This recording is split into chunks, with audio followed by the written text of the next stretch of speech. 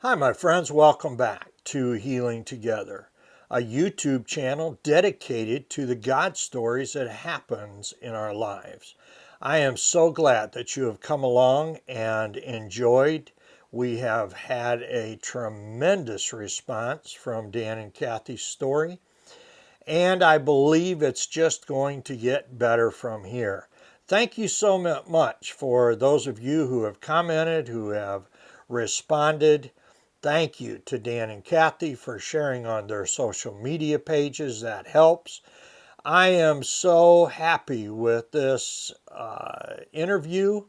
It is just wonderful. We have got some great interviews there. If you've not been here before Dan and Kathy's, check out some of the other interviews.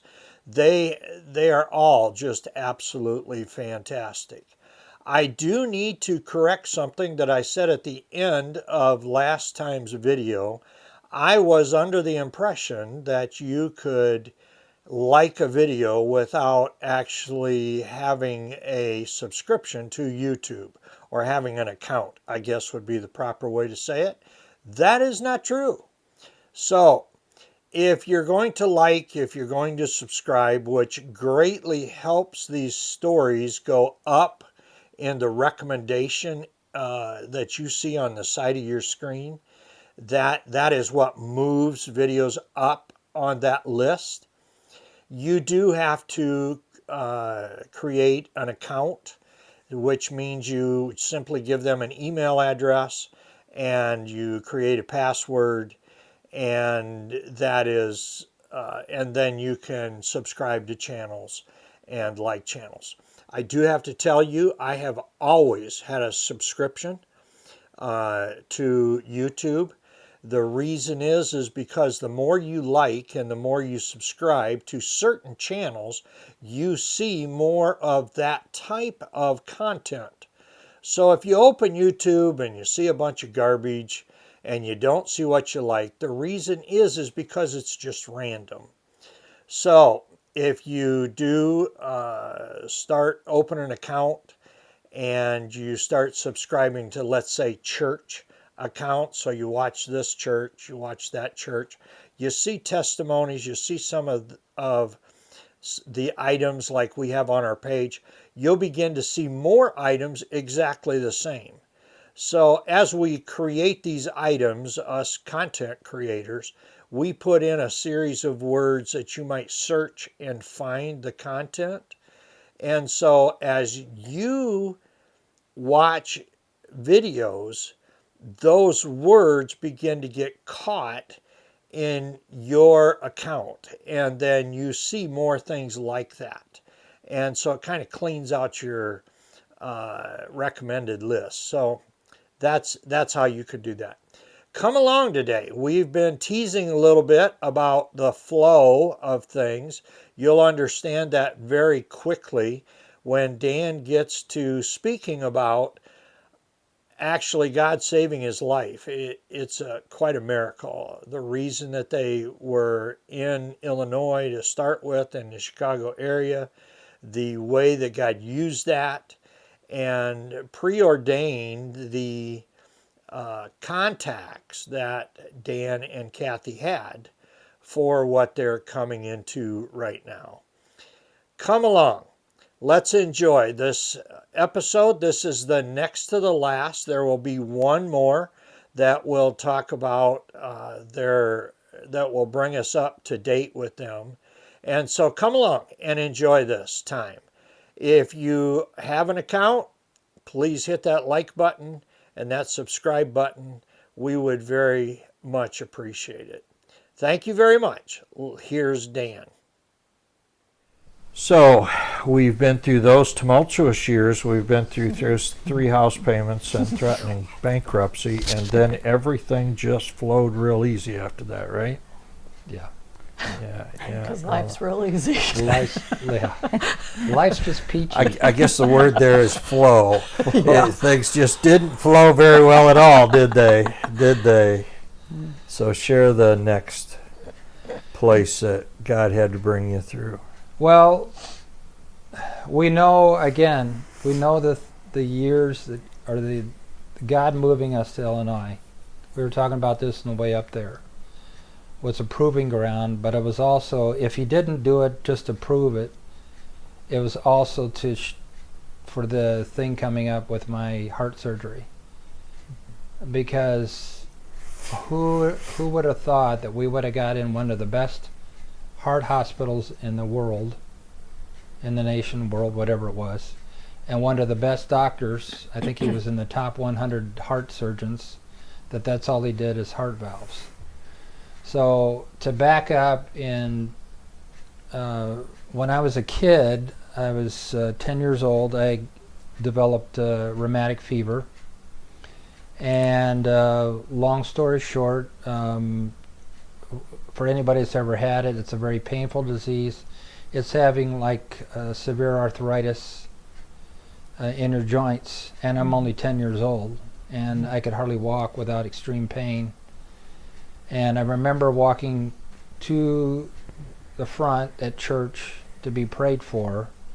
The next day, we were talking about this earlier, I went into the hospital that Monday. I was out by that weekend.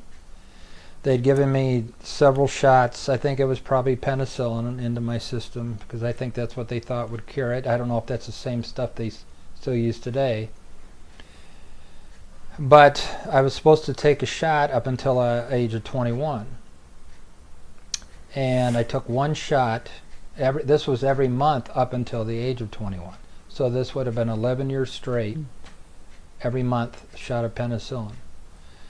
And I don't know what happened, if they did another test or something happened. Of course, I know what happened, but they went and tested and found out that there was no more rheumatic fever in my system, whatever had caused that. So I knew the Lord healed me. Amen. So, going about 11 years later, 12 years later, I'm exiting the military, and they had found out that I had a heart murmur. So they wanted to check it out because when you're exiting the military, if you want to come back in, decide you want to come back in, unless you do a exit physical, then you're not allowed back in, from what I was told. So I thought, well, I better, just in case. So I went to IU Med Center in Indianapolis. They determined that I had a bad valve at that time, and they said it was probably caused from rheumatic fever, which I know rheumatic fever can cause a bad valve, or the valve to go bad. Well, at that time, they wanted to make it sound like I was going to be laid up, almost handicapped, so to speak, because I played basketball and racquetball every day in the military, and I thought, I don't want to give this up. So I said, no, you're not going to do it. And of course, they were frustrated that I didn't want to go through with it. So I said, I'll just have the doctors monitor it. Well, after I got out of the military and started having civilian doctors look at it, they just said, well, it's just a heart murmur. You'll be fine. So they kind of checked it off and on over the years, and really didn't develop any symptoms, any problems, no breathing problems. In 2011, I think it was, they started monitoring it really heavy because of the age and because of my past for rheumatic fever, and because like I said, we were talking about this, where I've seen a lot of people that have developed heart problems that usually show up, at least I'm not a doctor here, but I've seen people that usually start having heart problems in their 50s from when they were a kid, when they have rheumatic fever, of course, depending upon when they had it. And so they started monitoring it and realizing that, hey, we need to check it. And they said, well, let's just come in every 6 months. So the cardiologist kept checking it. Well, in 2014, I was exercising every day, and one day I remember exercising, all of a sudden I started getting this pain in my chest, and I thought, well, it's maybe heartburn, but I knew there's a difference between heartburn and what this was. So I called the doctor, and he said, well, you're going to be coming in here in a couple of weeks. He said, just stop exercising for now. So I went in there to the doctor, and they said we need to do a nuclear stress test, which is on a treadmill. They put the dye in you and while they monitor your heart. And I failed the stress test because of the pain. Well, they were kind of dumbfounded because they had realized that, or he had said, the cardiologist said that really with a valve that there's really not pain involved. Now, I don't know if that's true, but that's what he was telling me. And I said, well, I know I have pain. And now they had done, prior to this, I forgot what year it was, but they had done a angiogram where they go through your groin to check your heart out, and they determined that the valve had gone, it was like it calcified, but it had gone to, I think it was at 4 centimeters. When it got down to 3, then they were going to have to do surgery. So anyways, they did another angiogram after they did the stress test and determined that it still looked about the same, so they were kind of confused on why I was having the pain. So speed it up to Easter morning 2015. In the middle of the night I woke up, well, Sunday to Monday I should say, Easter Sunday to Monday. Woke up in the middle of the night with this pain in my chest, and I didn't know what to do, so I got up and took some pain heartburn meds thinking that would take care of it. Didn't really do much, but then it kind of subsided, and when Kathy, my wife, would get up to work, she would get up at 4 in the morning to be at her job in Chicago, and so I got up, was laying there. She knew I was awake when she went to leave. And this was 5 o'clock in the morning. He was never awake when I left. And I was never awake. Yeah. So she said, I told her what was happening, told her the symptoms, so she says, well, you better get a hold of the doctor. I said, yeah, I'll be fine. I'll be okay. I'll call him. So I went back to sleep, got up, because I didn't have to get up till about 6:30 or 7. I got up, felt fine, got up and showered, did my morning stuff, went to work. I sent the doctor an email instead of calling him. And I was at I think it was 9 o'clock, 9:15, something like that. The doctor calls me and said, you need to get to the emergency room and you need to get there now. I said, but I feel fine. He said, you need to get there now. So this is where the God part just comes into play. I end up going to the hospital, to the emergency room. I walk in there. There's nobody in the emergency room. You didn't drive to the emergency room. I did drive. He drove himself. I drove myself. Well, I was already at work, and I felt fine. I drove to the emergency room. I get in there. There's nobody there. They're waiting for me because the doctor had already called the hospital. Come around there. There's every machine in that room. You know how it is. And they started hooking me up, and I think, okay, something going on here. So they do all these tests. They do an echocardiogram. They do an ultrasound. They didn't have to do another angiogram because they'd already done that 2 weeks prior, the last one. And we're waiting for the results, and everything looked fine. And then they have the cardiologist, not my main cardiologist, but his coworker comes down, and he says, I just want to make sure that it's not heartburn. And I looked right at him. I said, it's not heartburn. So about 4 hours there into it, as you're waiting, the ER doctor comes in and says, just to let you know, we're going to keep you overnight just for observation because we're not going to let you go home. And because you're past, and you got a history with rheumatic fever, we know you got a valve problem. So this was Monday night, and Tuesday morning, and we didn't know everything what was going to happen. Tuesday morning, the doctor comes in.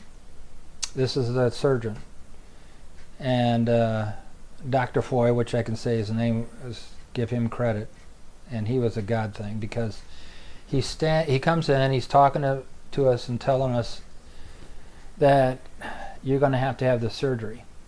You're going to have the valve is going bad, and we have to get it replaced. He said the bad thing is, though, that there's no openings till next week.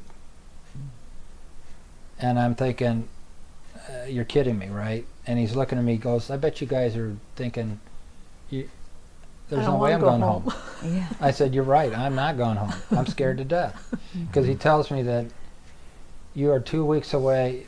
Well, back up here. He didn't tell me that yet, but he said that I don't have an open until next week. As he's talking to me, he has a pager on. His pager goes off. He said, and then this is the first God thing. He looks at it. He goes, I just want to let you know I have a cancellation for tomorrow. This was Tuesday to Wednesday. And he says, we're going to be able to do the operation tomorrow. So we were so relieved. Okay, so then he says, It wasn't until the afternoon, though. They Yeah, couldn't do it until the afternoon. till the afternoon. And he Yeah, couldn't eat. He says, the bad thing is he can't do it at 4 o'clock in the afternoon, and he says, and you can't eat it past midnight. I said, oh, he says, just order food at midnight and eat as much as you want. So that's what I did. Well, Wednesday morning came around, and I'm laying there, and I think I'd just woken up. You don't sleep well in a hospital room anyways. I woke up, and it's probably around 7, and all of a sudden this nurse comes in and starts shaving me. And I mean shaving me. And that's what the doctor wanted, I guess, every hair off your body for surgery. And especially for heart.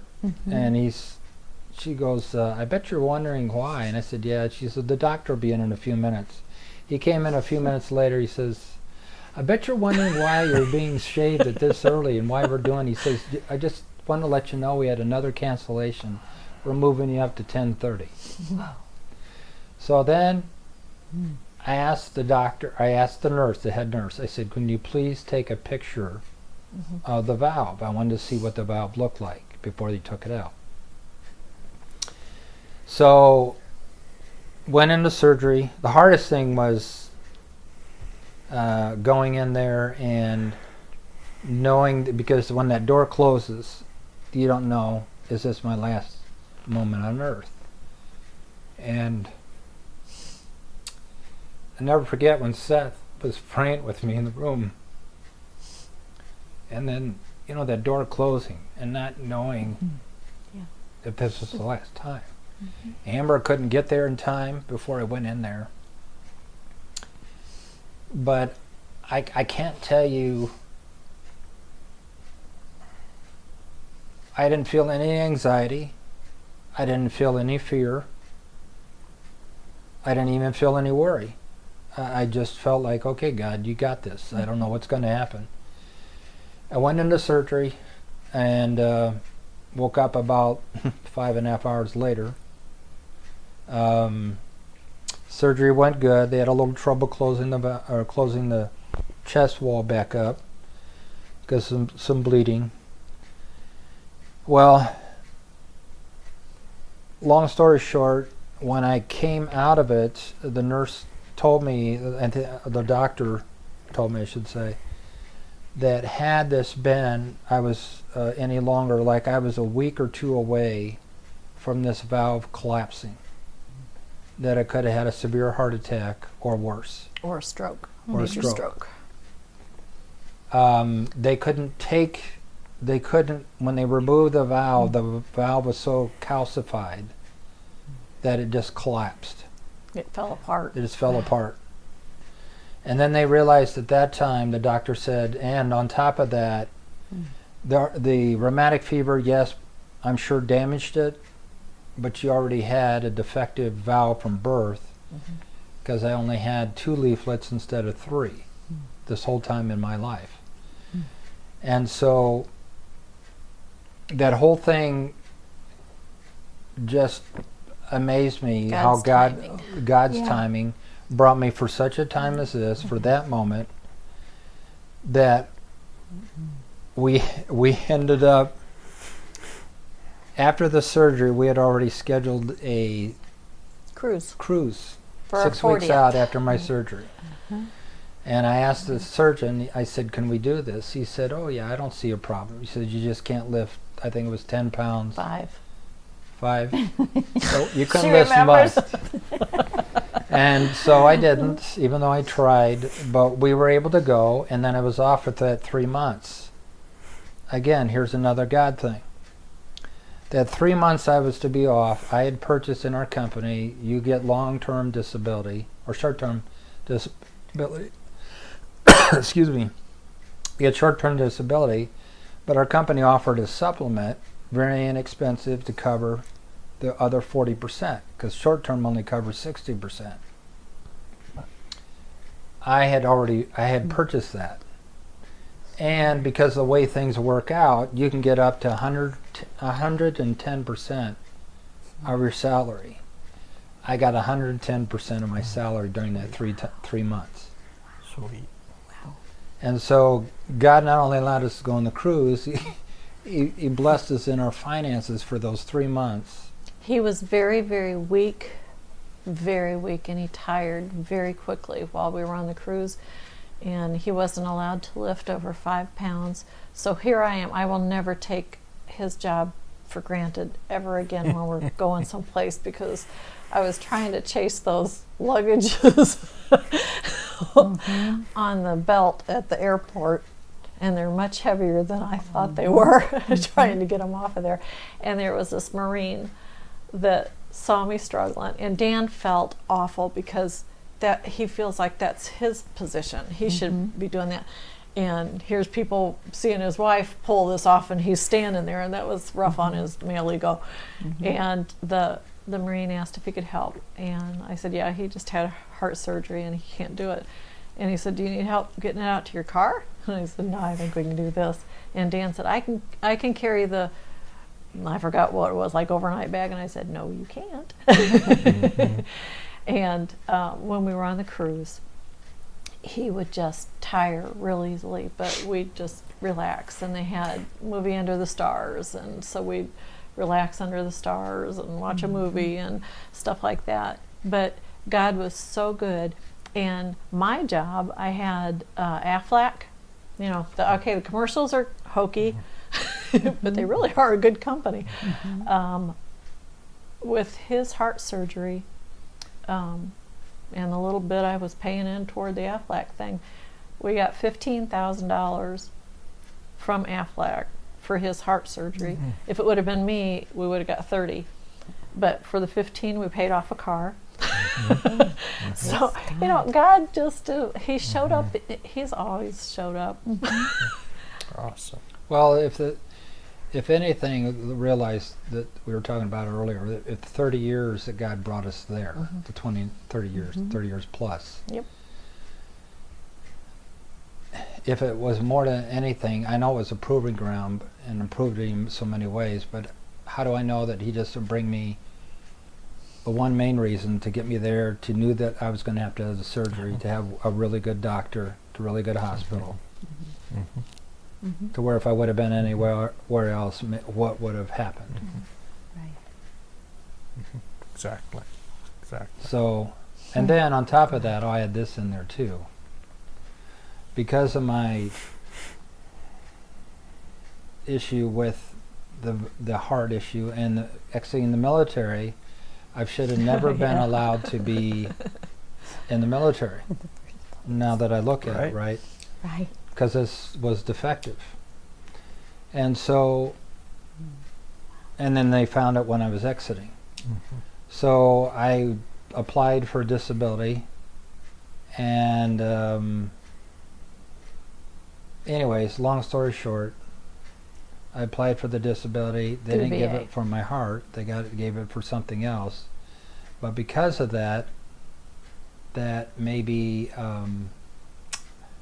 that they gave me coverage on my health insurance, which is covered.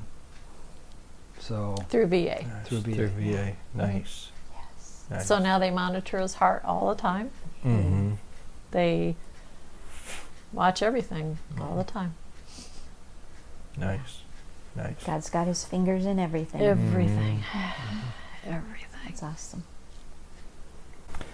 So then retirement and heading back to Fort Wayne?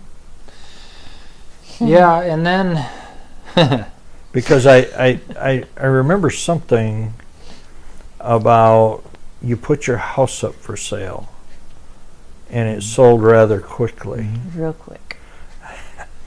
and you found yourself homeless. yeah, Yeah. not quite.